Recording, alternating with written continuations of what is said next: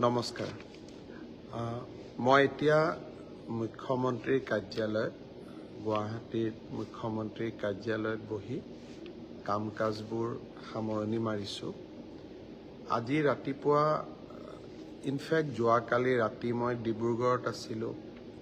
ৰাতিপুৱা 8 বজাত ডিব্ৰুগড় চহৰত পানী উঠা স্থানবিলাক পৰিদৰ্শন কৰিছিলোঁ। পানী উঠা স্থানবিলাক পৰিদৰ্শন কৰোঁতে বহুতো লোকে মোক আপত্তি কৰিছিল যে ডিব্ৰুগড় চহৰৰ বজাৰ অঞ্চলটোত ইলেক্ট্ৰিচিটি বোৰ্ডে সাৱধানতা বশতঃ ইলেক্ট্ৰিচিটি কানেকশ্যনবোৰ ৰেষ্ট'ৰ কৰি দিয়া নাই।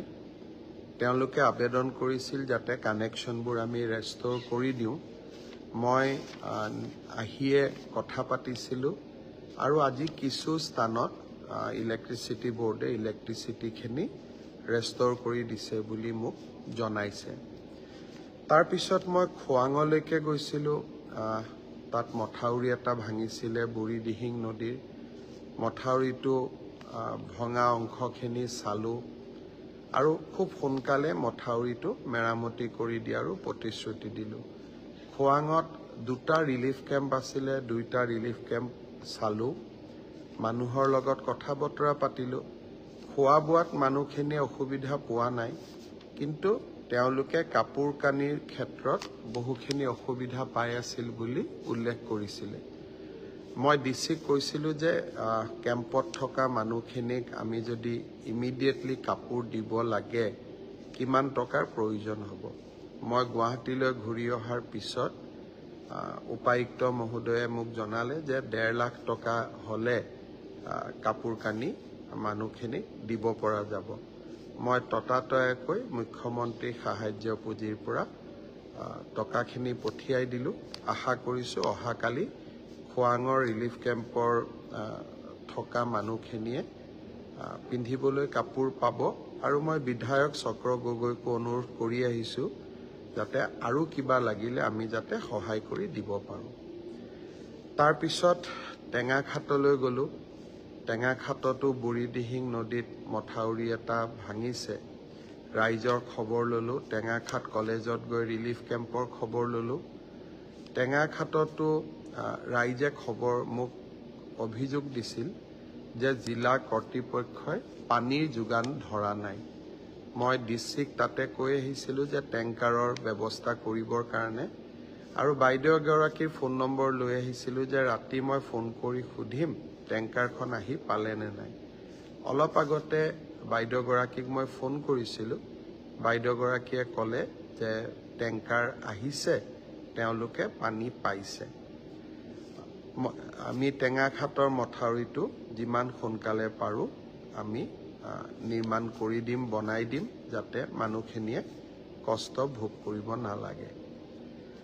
গুৱাহাটীলৈ আহি পাই কাৰ্যালয়ত কাম কৰি থাকোঁতে এখন কাগজ মোৰ চকুত পৰিল। কেইদিনমান আগতে গুৱাহাটীৰ অনাথ বৃদ্ধাশ্ৰমৰ আইতাসকলে মোক সাক্ষাৎ কৰিব আহিছিল।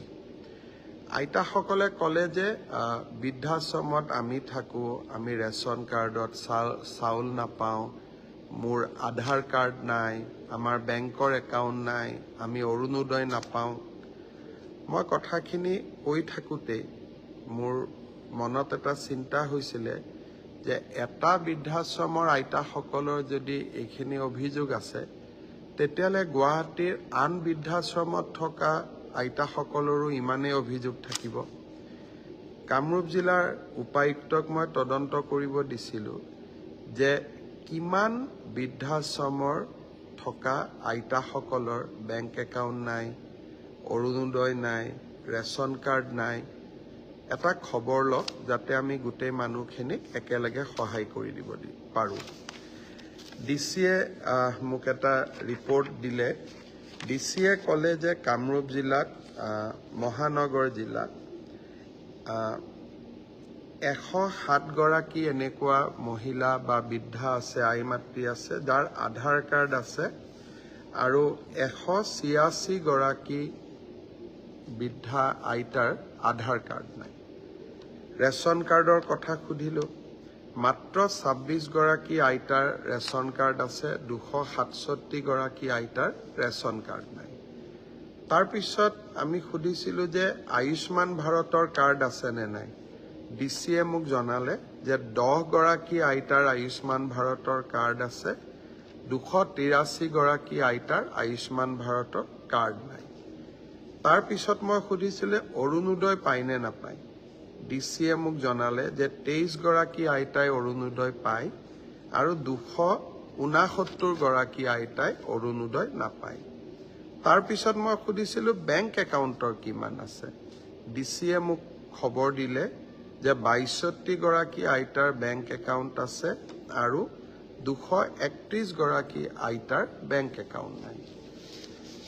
যদি গুৱাহাটীৰ বৃদ্ধাশ্ৰমত থকা আইতাসকলৰ বেংক একাউণ্ট নাই, আধাৰ কাৰ্ড নাই, আয়ুষ্মান ভাৰতৰ কাৰ্ড নাই, তেতিয়াহ'লে ৰাজ্যৰ আন বৃদ্ধাশ্ৰমত থকা আইতাসকলৰ একেই অৱস্থা হ'ব। গুৱাহাটীৰ সমস্যাখিনি Aadhaar card, bank account, Arunodoi, ration card 30 দিনৰ ভিতৰত মই গোটেইখিনি সুবিধা কৰি দিবলৈ জিলা উপায়ুক্তগৰাকীক লগে লগে কৈছোঁ আৰু মই নিশ্চিত যে হৈ যাব। সদাশয় বাকী লোকসকলেও বা বাকী আমাৰ বিধায়কসকলে, মন্ত্ৰীসকলে বা আমাৰ উপায়ুক্তসকলে যদি নিজ নিজ জিলাত থকা আন বৃদ্ধাশ্ৰমতো আইতাসকলৰ অৰুণোদয় আছেনে নাই, ৰেচন কাৰ্ড আছেনে নাই, বেংক একাউণ্ট আছেনে নাই, আধাৰ কাৰ্ড আছেনে নাই, যদি খবৰ কৰে তেতিয়াহ'লে তাতো আইতাসকল উপকৃত হ'ব। আৰু ময়ো প্ৰত্যেকজন ডিচিক ইতিমধ্যে খবৰ পঠাইছোঁ যে তেওঁলোকে যাতে নিজেই বৃদ্ধাশ্ৰমসমূহত খবৰ লৈ আইতাসকলক এই সুবিধাখিনি কৰি দিয়ে। আজিলৈ ইমানেই। নিশা 11 বাজিছে। যোৱাকালি মাজুলী, আজি ডিব্ৰুগড় অকণমান ঘূৰি আহি অফিচো কৰিলোঁ। মোৰো আজি অলপমান ভাগৰ লগা যেন হৈছে। তথাপিতো মই ভাবোঁ যে বানপানীত আক্ৰান্ত মানুহখিনিক আমি মন্ত্ৰী, বিধায়ক, মুখ্যমন্ত্ৰী, চৰকাৰী বিষয়া আমি যদি কেম্পে কেম্পে ঘূৰি থাকোঁ তেতিয়াহ'লে মানুহখিনিৰ বহুবিলাক অসুবিধা দূৰ হ'ব পাৰে। গতিকে আমাৰ সুবিধা চলি থাকিব। ৰাইজৰ অসুবিধাখিনি আমি যদি দূৰ কৰিব পাৰোঁ সেয়ে আমাৰ বাবে এটা ডাঙৰ আশীৰ্বাদ হ'ব। অহাকালিও গুৱাহাটীৰ বিভিন্ন জেগাত বানপানী হৈছে, ৰাইজৰ অসুবিধা হৈছে। অহাকালি মহানগৰীত যিখিনি বানপানীৰ সময়ত কাৰণে সমস্যা হৈছে তাৰ সমাধানৰ বাবে এখন মিটিঙো মাতিছোঁ আৰু 2-এটা জেগাত মই যাবৰ বাবেও চেষ্টা কৰিম। শুভৰাত্ৰি।